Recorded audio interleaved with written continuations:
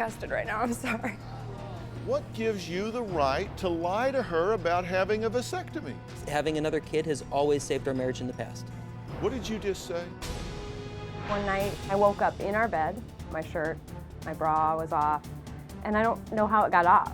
What do you say in your head that says, I have the right to lie to her in hopes of getting her pregnant. I have the right to lock her in the basement. I have the right to track her with a GPS. What in your head tells you this is right? I would like for you to excuse us.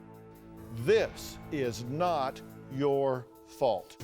If you do want to get out of this situation, you are no longer alone. You need a partner here, okay? You're looking at your partner. Jeffrey was not even almost happy about the plan to keep Jennifer away from him. After the taping, Jeffrey had a few things to say about it. I'm gonna be dropped back into my, situation that's, why not give me a chance and her a chance to react, to see how we act together. That seems like therapy. Not being forcibly kept away. I was told that I could hang out with Jennifer, that I get to hang out with her for 2 days. That is obviously not the case. So, how do I feel? I was lied to, directly lied to. I feel better. I think that I didn't have to face him right this second. Nothing that he said or did out there made me want to change my mind. It just made me feel like I'm doing the right thing. I want a divorce. I want to see my wife. That would be a nice gesture. That's it. Thanks. I just talked to DrPhil and Dr. Fleege, and it's like, they're gonna take care of telling him. Okay. And then you'll just serve the papers. All right. I thought I would get to see my wife. Where is she? What's she doing? I have no idea. I came here to talk to you, Okay, let's so. go. Are you gonna go back to, no, where are you I have going? the choice. I'll go back to What else?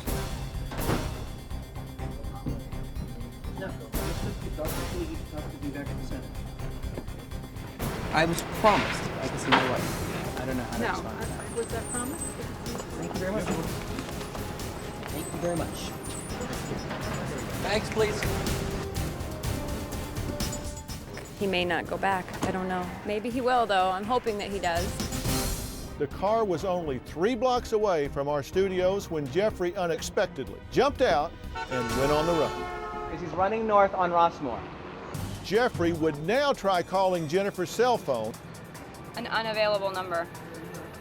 Answer? Yeah. Hello? Where are you? Yeah, where are you at? What's going on? I don't even know what's going on. He wants to know where I am. Tell him. I'm here at the show. Are you gonna come back here?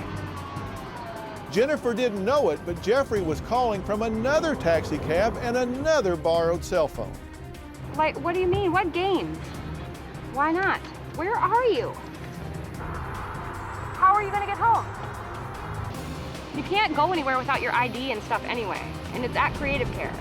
You can't get on an airplane without your ID. They're not going to let you check into the airport without your ID anyway. All right, and I can't call this number back to reach you? Why? Hello? He hung up on me. He said that he's going to the Sheridan LAX and he wants me and George only in a car to come there, and that he won't do anything else, and he wants to get home right now. He said, I'll work it out. I'll get on that plane. He said, I don't like the games that everybody's playing, and I'm done with the show. I don't want anything to do with it, and so that's it. He said that's it. That's all there is to it. My supervising producer, Candy, called back the next cell phone Jeffrey had last called from. Yeah, where are you? Where are you? Where is that person that just used this phone? Like, even though you The Sheridan University student? Are you in taxi? Is Jeffrey still in the car? Oh, Jeffrey's still in the taxi cab. Okay. Do not lose this man. Circle around. Don't stop the car. Do not lose this guy. Because of the uncertainty of Jeffrey's state, we called in the Los Angeles police and made them aware of a potentially dangerous situation. I just have people at his treatment center saying that he's dangerous to me at the taping, and now he's gone and nobody can find him. He was brought to the show today to talked this out with Dr. Phil. On the way back to the treatment facility, he jumped out, but we were in the process of getting a letter from the treatment facility saying that he is dangerous. Her attorney is heading back home to start the process of getting the restraining order based on the letter from the treatment facility saying he can be a danger to her. Because we can't just go ahead and pick him up just because they say he might be diagnosed with something. They spoke with Jennifer and our producers, but at this point in time, it was wait and see. There was nothing they could do. Here's the last word that we had, is that he is in a cab, so the cab driver cannot speak to you easily. He's not rational. When he's like this, he freaks me out. He scares the I just don't understand why he's doing this. I have no idea. I thought he was... The stress and pressure of this ordeal was clearly getting to Jennifer, so I wanted to talk to her about handling all of this moving forward. I'm nervous that he's going to show up and take my kids. You have no idea. I'm like shaking. Don't want him to get a hold of them because he'll take off and I might never see them again.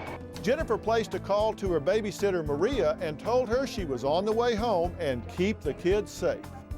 He's at the airport now, Jeffrey is. They wanted to basically get the kids out of the house before he gets there and tries to take them. You know, if it came down to it, would you either like keep them until my mom got there to fly them to her house?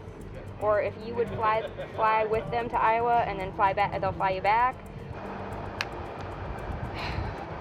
Kids are good. She said that she'll do what she has to do, you know, like she doesn't know if she can fly out because she has kids that are in elementary school and stuff. She's like, I don't know how I would fly out, but if your mom wants to fly here and pick them up, I'll keep them safe until she can get here. Then Jennifer headed to LAX. I need to get back there. I need to race back there before Jeffrey gets there. I don't want him to get the kids and take off.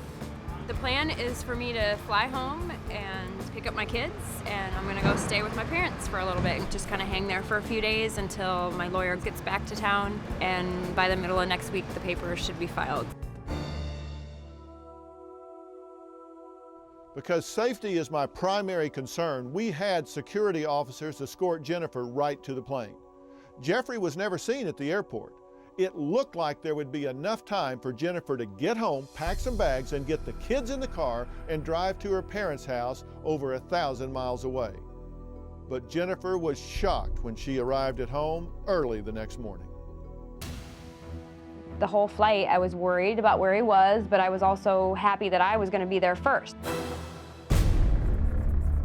When I got home, I pulled in front of my house. It was still dark outside, but there was lights on in my house. Maria's car was not around, and I saw Jeffrey sitting at the computer. My heart just sunk into my stomach. I went right into the house and he tried to hug me. I had just been told by his therapist that he's dangerous. And so I said, no, Jeffrey, you need to leave. You need to leave right now. And he goes, why? And I said, because your therapist said you were dangerous. Well, I'm not leaving. But Austin was sitting at the computer. I went over by the computer to give Austin a hug and say, hey, buddy, how's it going? And I look on the computer, and he's got every single phone number off the caller ID written down on a piece of paper already. He's already adding and removing programs from the computer. He'd only been there for 5-10 minutes before me. I said, well, I see you're up to your old tricks. And he's like, well, blah, blah. And I just said, Jeffrey, you need to leave. And he said, I'm not going to leave. And he marched up the stairs. He started grabbing the girls out of their beds while they were still sleeping. I thought he was leaving with them. I couldn't let him take the kids. And so I called 911. When the cops arrived, Jeffrey had run down the block to meet them. When the cops got there, you could tell that they had almost gotten like I was crazy until I told them he was dangerous. And that's when the police officer said, we're gonna stay here until you get out of here, and then we're gonna stay for a little while after you leave to make sure he can't follow you.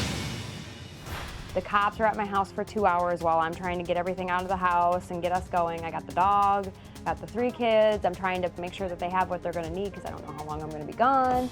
And then I took off and got on my way to Iowa with no sleep. I just wanted to go to bed, but I knew that I needed to get as far away from Virginia as possible, or else he would find me. I thought that I needed to flee if he was there then, that I needed to leave. I couldn't be around him, which is exactly why I did what I did when I came back to Virginia. My lawyer told me that I'm not abandoning my house, I'm not abandoning my life back there. I just needed to flee because I'm not safe. I had to go. Yeah, and that's what they said too. They were like, yeah, you need to go. It's terrible that her and the kids have to leave their home and run because Doctors are saying he's dangerous. I'm scared to death.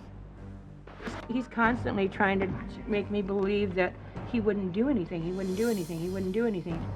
But I'm afraid he would. Jeffrey's called my mom numerous times while I've been here, but I've never spoken with him. Jeffrey calls me and wants to tell me how horrible my daughter is. He doesn't care what he says to me. When he was talking to me, he was trying to say that, oh, you know, I just want to make everything better. And I said, but you haven't changed. I said, it sounds to me like it's all about you. What I want, not what's good for your family. All my kids just want to go home and be back in normal. But I would love having him in a different light instead of constantly having to check the caller ID and being afraid or that he's going to drive up any second. It's hard to see my daughter in such turmoil. I would say that I do live in fear. I'm worried that he's going to pop in here.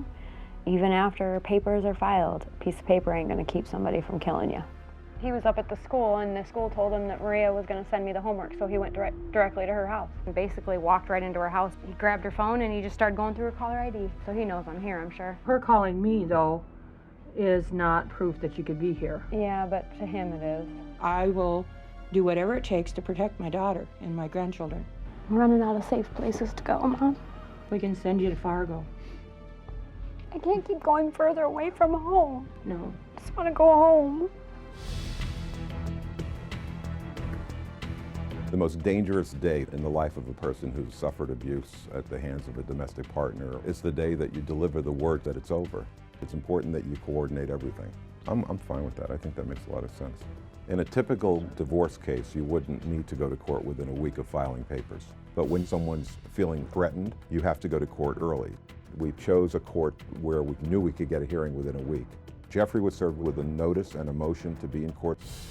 I'm not free to discuss with you how we knew where to find him, but we have our ways, let's just say that. Jeffrey actually threw the papers back when he realized what was happening. He was trying not to be served. But that's like putting toothpaste back in a tube. You can't do that.